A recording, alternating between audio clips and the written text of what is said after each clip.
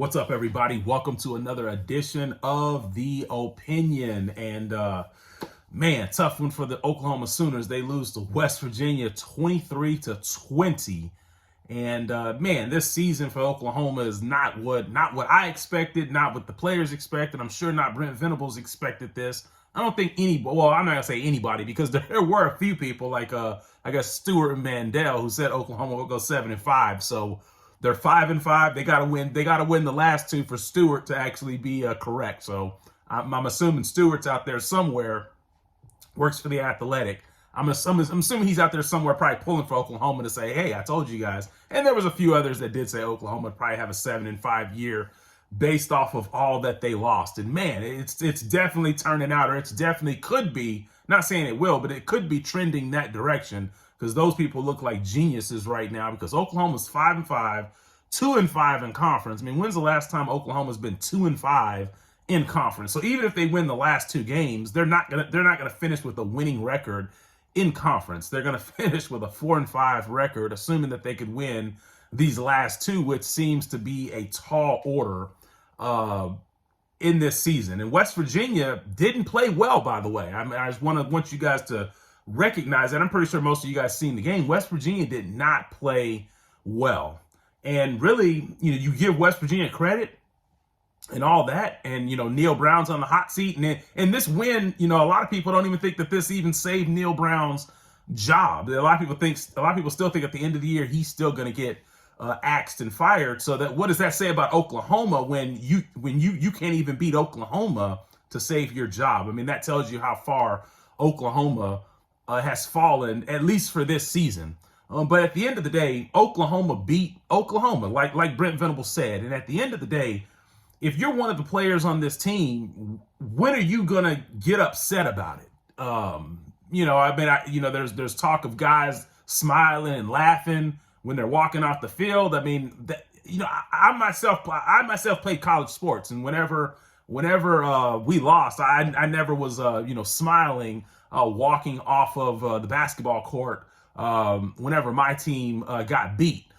So at the end of the day, and I'm not trying to call out any of the players individually or anything like that, because I get it. I understand that you guys are out there trying, and you guys are putting your effort into it. And a lot of the fans just probably never even played college sports, much less intramurals, would never understand what you guys have to go through. But at the end of the day, when do you, as a player for Oklahoma, when do you decide to stop making the bonehead mistakes? When do you decide to stop making the face mask, ripping guys' helmets off after the play is over, executing?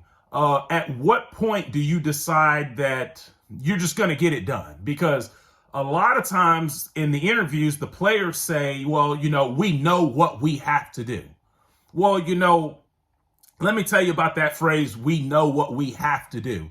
One of the things that one of my assistant coaches always used to harp on, whenever we'd be in a game or practice, one of my assistant coaches when I was in college would always tell us to do something certain. And I think one time I responded and said, okay, man, I know what to do, or okay, man, we know what to do. And his response was, well, if you know what to do, do it. And so if you're an Oklahoma player and the coaches, because I'm pretty sure Brent Venables is saying, hey, this team has to limit mistakes, because as an Oklahoma player, you have to realize, and I understand Oklahoma's on your chest, it's the logo's on the helmet, but you have to realize that your team is not as talented as in the past. I just did a video for all of you guys that want to see.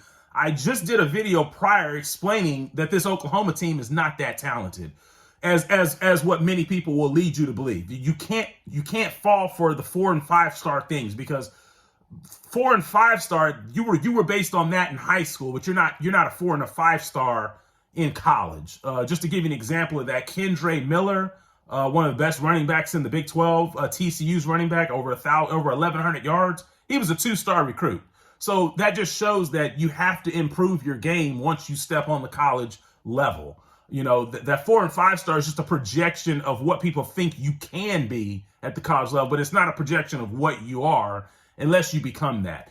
And this Oklahoma team, the players, you guys have to recognize that your team is maybe not as talented. And when it comes into the Big 12, now, yes, you are more talented than West Virginia.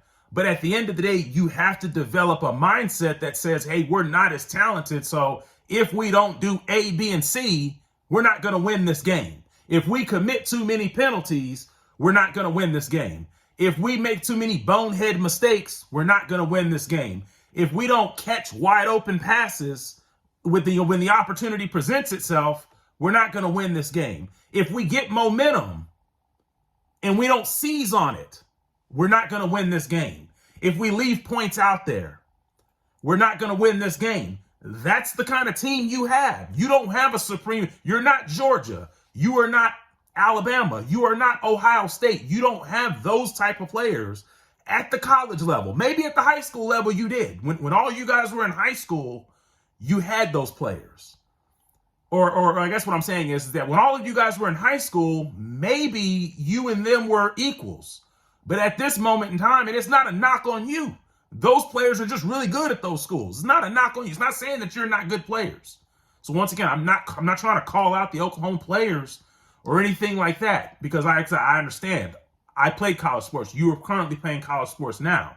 It's not a knock on you saying that you're not good players. You're in the grand scheme of it, you are good players. Otherwise, you wouldn't be playing at Oklahoma. You wouldn't be Division I players.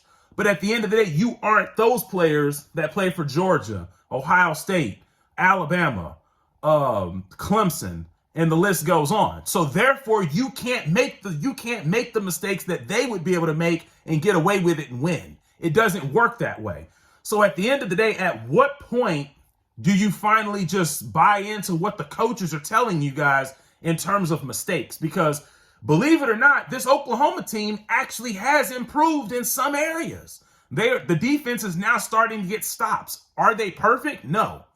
But the defense is now starting to get stops. The pass defense is better. It could be better on third and fourth downs when you really need a stop, or in particular fourth downs. But overall, the defense is starting to get better. The offense maybe has slid back slightly, but the running game has improved as the season's gone along.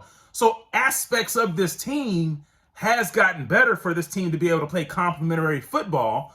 But what seems to hold them back are the bonehead mistakes. It's almost like 3 steps forward and 4 steps back, or 2 steps forward and 4 steps back. However you want to use that analogy.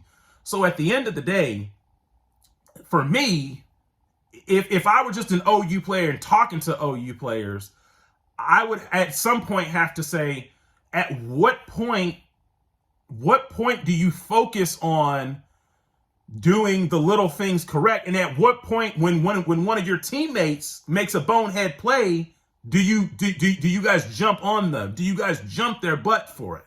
Because that's what I don't see. I don't see teammates jumping other teammates' butts for making the bonehead play, because the coach can only say so much. Because at the end of the day, I got newsflash for you guys, OU fans.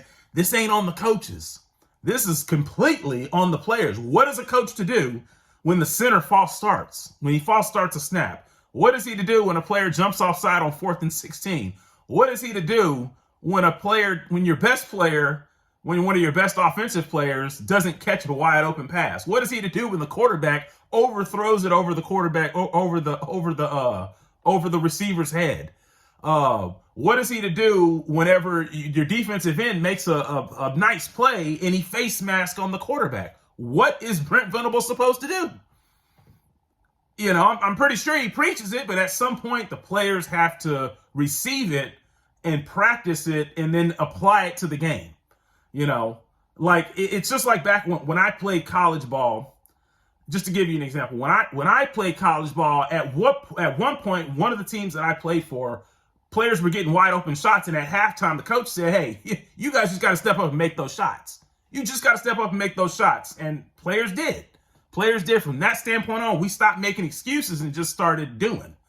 You know, so at the end of the day, this is not on Brent Venables, all you OU fans out there. This is completely on the players. If the players just make a few less mistakes, they probably win the last couple of ball games.